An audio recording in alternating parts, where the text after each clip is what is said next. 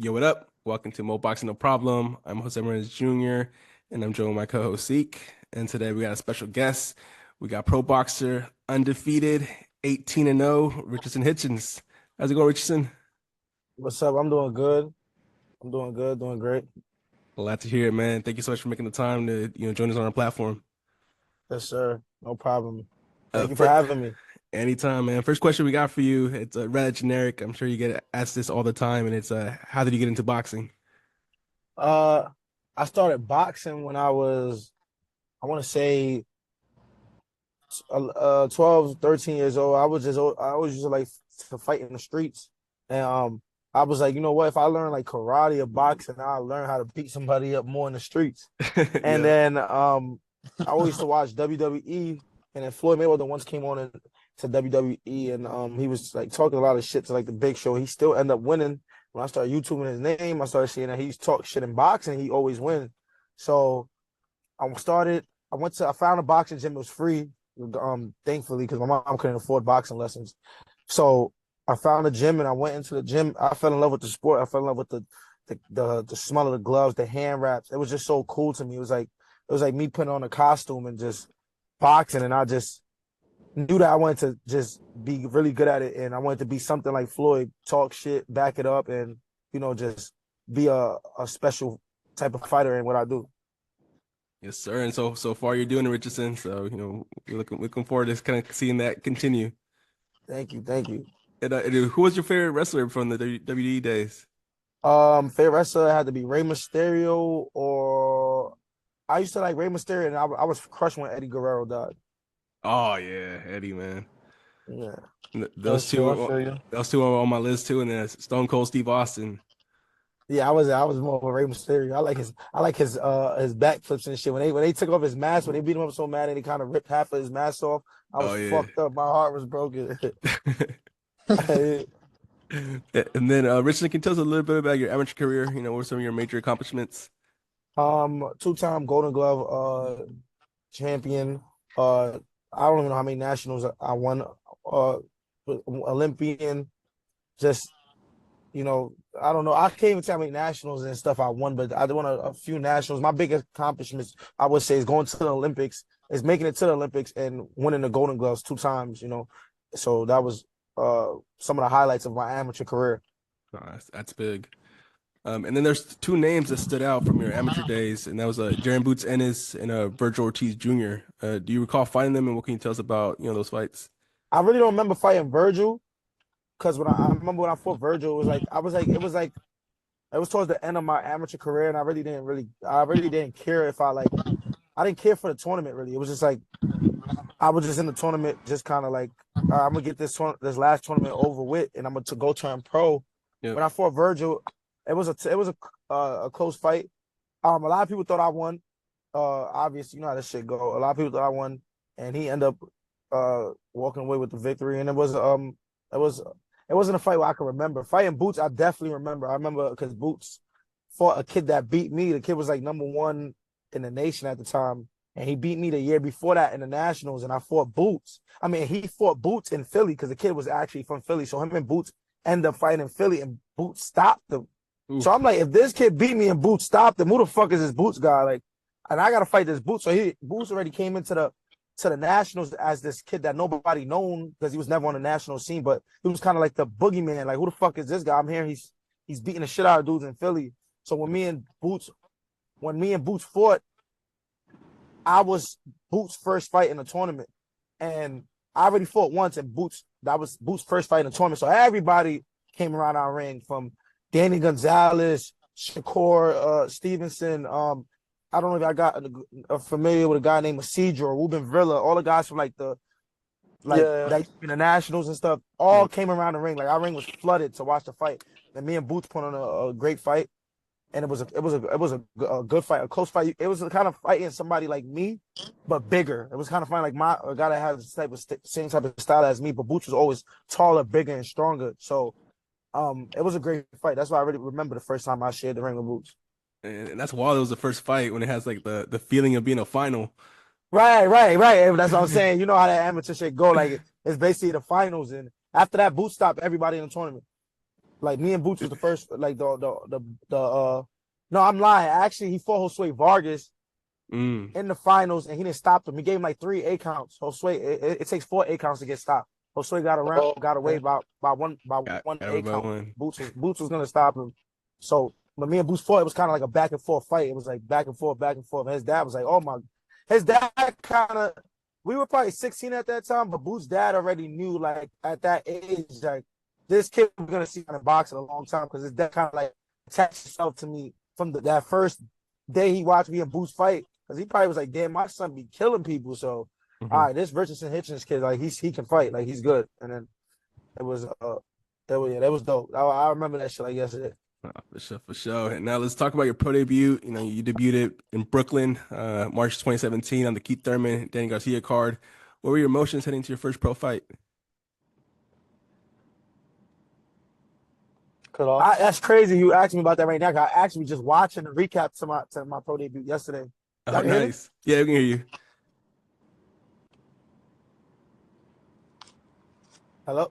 Yeah, we can hear you. I think there might be some lag, but you good. Y'all can hear me?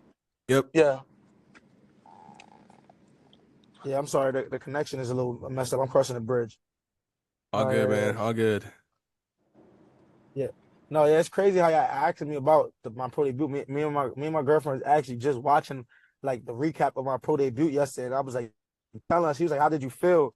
And I was telling her, like, yo, like that shit was crazy because I mean, I'm like 50 Cent was like, I was always a big fan of 50 Cent. That was like one of the first rappers I like find out about as a kid. I was a fan of 50 Cent like at 5, 6 years old. I had his first G Unit CD type shit. You feel me? Like, so like 50 always come to the gym like as I was growing in the amateurs. He was always he came to the gym a few times. He always liked me. Like, oh, that kid is promising, you know, he's gonna be something in boxing. And when I fought my first fight for it to be in a Barclays Center, for it to be on a Keith Thurman undercard, and I was like a swing bout. So the swing bout I fought like right before the co-main event. So it was like the arena was like probably already 10,000 people in the arena. And to have 50 walk me out in front of like my Brooklyn fans for my pro debut, you know, it was big. I was coming from the Olympics. I was turning pro. I just signed with Floyd Mayweather. So it was dope. That shit was like crazy. That's awesome. It's cool you mentioned 50 too, because when in high school, I love 50. I had my G Unit spinning necklace. Yeah. You know? Yeah, Yeah. that shit was crazy. It's just crazy, man. And then you started your pro career with Mayweather Promotions, under the guidance of Floyd Mayweather Jr. How was it having one of the greats kind of helping you early on in your career? And do you still talk to Floyd now? You said what? Like how was it having Mayweather be part of your career? And do you still talk to Floyd?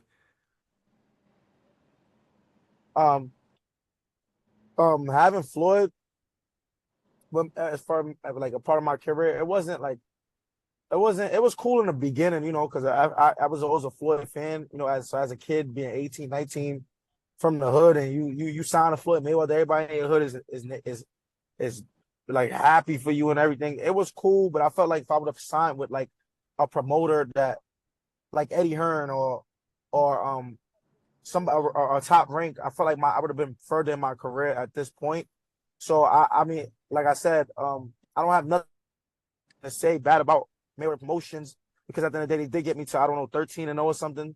They got me to like 13-0. They got me to fight on national television. They got me an opportunity to fight against Argenis Mendez, which was my first former world champion. So I don't have really nothing bad to say. Like Floyd definitely had the power me in position. It just didn't work out for me to want to do anything with him long term. And like I said, I was blessed to be able to be signed to Mayweather Promotions because they did get me in a position to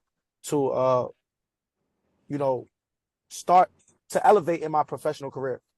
Yeah, no, that's true. I mean, just the opportunities you get, like pro debut on a big PBC card, that's definitely a big opportunity. Yeah, right. But as you mentioned, you did eventually sign with another promoter, Eddie Hearn Matchroom, in 2022. What were some of your reasons for signing with them, and how are things going with Matchroom? Things are going good with Matchroom. Um, I think that the reasons to sign with Matchroom, the promotional company have a lot more structure. You know, I know what I'm fighting, the type of level of guy I'm fighting, who I may be fighting, what belt I'm fighting for months ahead of the fight. I know information where when I was kind of with Floyd Mayweather promotion, I always have to call Leonard Ella, be like, yo, when am I fighting? What's the plan? What's going on? And it would kind of be like, we're gonna get back to you. We're gonna get back to you. We're gonna get back to you. With Eddie Hearn, I can't just say it is Eddie Hearn. My manager Keith Conley has a lot to do with it also, but we kind of have like like my career is structured. I already know like where I might be fighting at, what the type of guy I might be fighting months ahead, so that's big for me as a young fighter, just to know, okay, you got to stay in the gym because you might be fighting this type of guy at this time, and I don't get hit with a big fight 9 weeks, 8 weeks before the fight. Like, hey, you're fighting for the world title, 8 weeks to get ready. It's like, you know what I'm saying? Like, Yeah. At least I got that type of structure, and I think it is good for me to know how much I'm gonna be getting paid, contracts, shit like that. I think that's how a real professional deal, a professional contract's supposed to be. What kind of a major promotion. I don't really know how much I'm gonna get paid, or how I really didn't know certain information. I felt like that was important at the time. Agreed. Yeah, it's a big plus. And then Right. walk us through your most recent fight versus Gustavo Lemos in Las Vegas. How you rate your performance against Gustavo? I think my performance is like a C, a C, D. I mean, like he beat me. He beat me. I beat him at at the worst possible. At the day he could have beat me was the day that was his best It was chance. that day. That was me. Yeah, like if he could have beat me, that would have been that day. I like I don't really like to have speak on fights. Wait, hold up. Can you guys hear me? Yeah, we can hear you. Let's see. I think we lost your audio. Hey, can you hear me?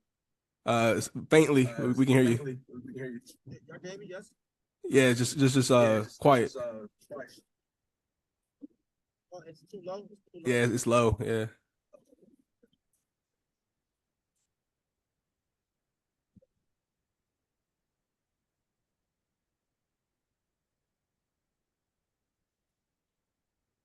Hello? All right. Yeah, we can hear you loud and clear now. Yeah. He beat me. He beat me. I don't like to make excuses. I don't like to make excuses or nothing like that. But like I told everybody in the boxing world, the IBF rules was a big issue for me, especially turning pro. The best luxury, if you know, from going from amateur to pro, the best simple luxury is being able to weigh in the day before the fight and eat whatever the fuck you want after the weigh-in. So for my whole career, I've kind of been used to that. So fighting Gustavo Lemos, it was hard to make the weight. Then I had to hold 10 pounds. I went over the 10-pound limit on that Friday. I think I gained from Friday morning to Friday night, I gained like 15 pounds. And I had to lose another 5 pounds the day before my fight at night. And Gustavo Lemos is a fighter coming up from 135. So him blowing up that big is not, it's better for him. He doesn't get as big as me. I'm a fighter that's been at 140 for a minute, so I can make 140. But for me to when I rehydrate, you can tell I'm a big 140. I look like a guy that's at, I look like a big 140.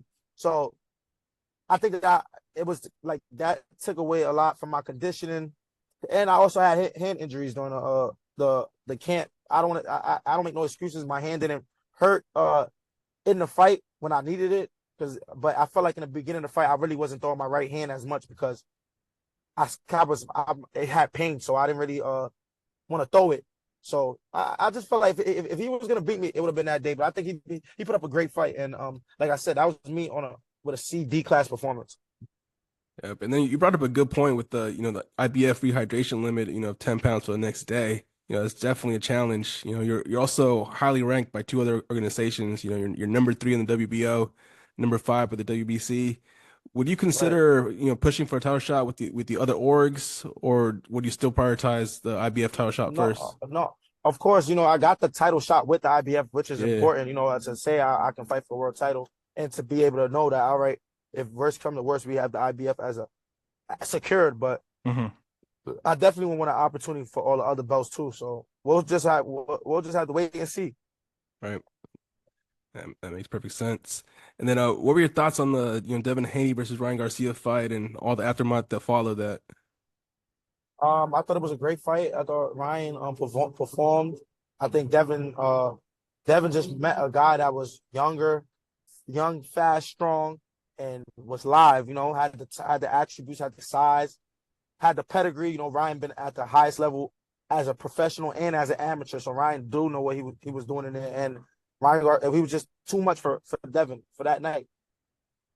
Yep. Oh, agreed. And then Richardson, what was your favorite boxer growing up? Floyd Mayweather. Floyd Mayweather. Yep. Mm-hmm. Definitely what got me into boxing Sure. as well. And For then sure. current state, who do you consider to be the number one pound for pound fighter today?